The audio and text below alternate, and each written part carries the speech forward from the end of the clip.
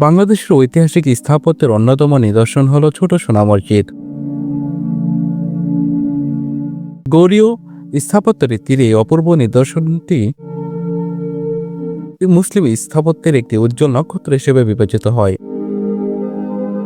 এর প্রাচীন রূপ এবং কারুকার্য এখনো মানুষকে মুগ্ধ করে।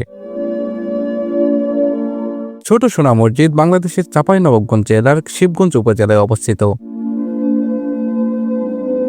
এটি প্রাচীন বাংলার রাজধানী গৌড়ের উপকণ্ঠে ফিরোজপুর গ্রামে রয়েছে। বড় সোনা মসজিদ, যা ভারতে অবস্থিত, এটি আকারে ছোট বলে একে ছোট সোনা মসজিদ বলা হয়। সুলতান আলাউদ্দিন হোসেন শাহের শাসনামলে এটি তৈরি করা হয়েছে।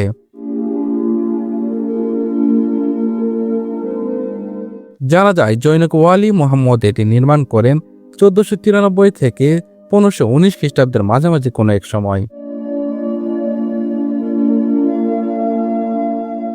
মসজিদটির কারুকার্য এবং নির্মাণ কৌশল অত্যন্ত বৈচিত্র্যময়।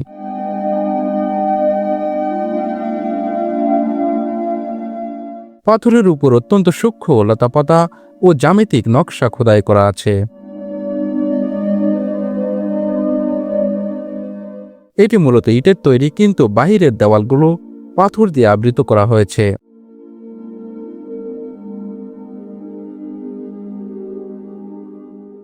এই মসজিদের ছাদের উপর মোট 15টি গম্বুজ রয়েছে। মাঝখানের সারিতে 3টি চৌচালা গম্বুজ এবং দুই পাশে 6টি করে মোট 12টি অর্ধবৃত্তাকার গম্বুজ রয়েছে।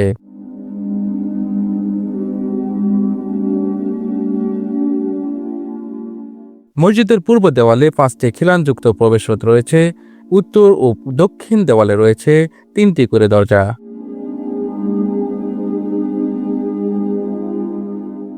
মসজিদের ভেতরে পশ্চিম দেওয়ালে 5টি অত্যন্ত সুন্দর পাথরের খোদাই করা মিহরাব রয়েছে।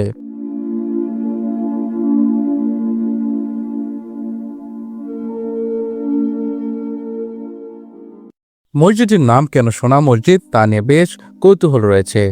লোককাহিনী অনুযায়ী একসময় মসজিদের গম্বুজগুলো সোনার পাতে মোড়ানো ছিল অথবা সোনালী রঙের গিল্ড করা ছিল।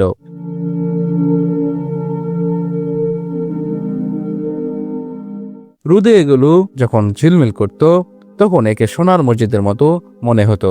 একে গৌড়ের রত্ন হিসেবেও অভিহিত করা হয়।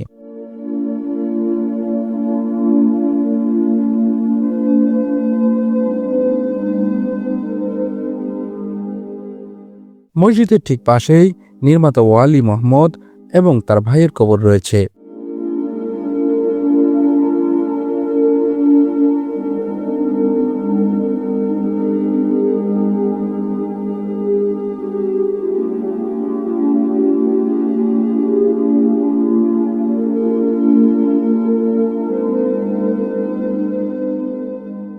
এছাড়াও এই মসজিদের আঙ্গিনাতেই চিরনিদ্রায় শায়িত আছেন মহান মুক্তিযুদ্ধের বীরশ্রেষ্ঠ ক্যাপ্টেন মহিউদ্দিন জাহাঙ্গীর।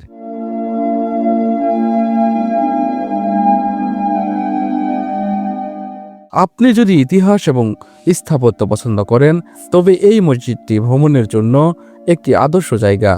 এটি বাংলাদেশের প্রত্নতত্ত্ব অধিদপ্তরের অধীনে সংরক্ষিত রয়েছে।